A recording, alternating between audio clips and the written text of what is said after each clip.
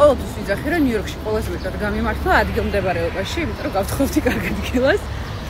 აი, თუ ცხოვრობთ აქ, თუ აპირებთ რომ გადმოხვიდეთ, თუ უკვე ფეხი მოიდგით და შეგეძლოთ რომ მანჰეტენზე გადმოხვიდეთ, მე ყოველთვის ვიძახი, რომ აფერისტეთი არის საუკეთესო ადგილი, იმიტომ რომ მეტროპოლიტენი აქვე გაქვს, ცენტრალ პარკი აქ არის და რაც თავარია, საბავშვოთ არის ძალიან კარგად აღჭურვილი აქაურობა განსხვავებით ყველა დანარჩენი უბნისგან. Thank you. ამაზე კაპაკაცია. და მე ეს ადგილი მირჩენია, მარტო აი ის რომ ცენტრალ პარკთან ხარ რაღაც 10 წუთში, სადაც არ უნდა იყო შედარებით აფერისტეცე. ეს არის რაღაცა საოცრება და გაზაფხული არის მეგობრებო, ისეთი ლამაზი. სულ მინდა ხოლმე რაღაცა გადავიღო, მაგრამ ეს რაღაც ლამაზი გადაღებები არ გამომდის და გადავწყვეტე რომ ისე ჩემებურად, ჩვეულებრივად გადავიღებდი. ისე ყვავის აქაურობა ლამაზად. როგორ უნდა მოვატრიალო, არ ვიცი, აი ისეთი ლამაზია. რო ვერ წარმოიდგენთ და მეტად ეს მომწონს და ეს მიხარია ხოლმე ყველაზე მეტად.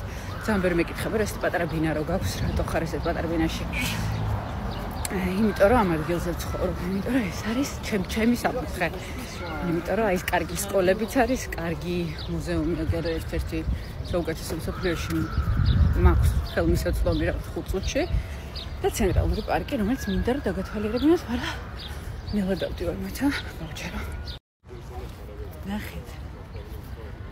როგორი სილამაზეა, არის ტელეფონით ვაყიქვავს, მაგრამ ეს ყოველთვის ყვავის ხოლმე აქ ესე ლამაზად.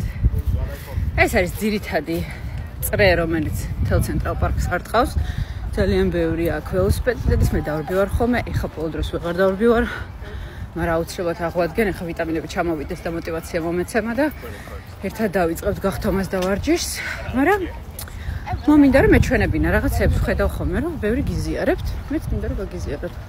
სხვათა შორის იმასაც მოგიყვებით, რომ აი ეს წარწერები არის მთელს ცენტრალურ პარკში და არის ვიღაცისთვის მიძღვნილი. ზოგ საწერია მაშინ მიიყვათ, ზოგი არის ვიღაცის საპატივცემლოდ და ერთი ესეთი სკამი, ანუ ესეთი დაწებება ღირს $10,000 რომ მიცოდეთ.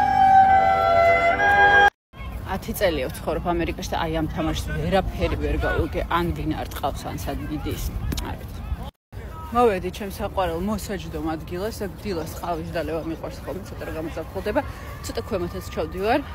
იქაც იქ უკეთესია, იმიტომ რომ იქ ბეისბოლს არ თამაშობენ და ბურთის მოხვედრის საშიშროება არ არის, მაგრამ ნახეთ რა კარგია მინდია. ეხლა გავაკეთე პატარა ვიდეოს კოსმეტიკაზე, თან წამოვიღე ყველაზე საჭირო გაზაფხულზე რაც დაგჭირდებათ, ანუ რამდენი ყველაფერი რო არ იყიდოთ, უცბად რო გაიკეთოთ მაკიაჟი.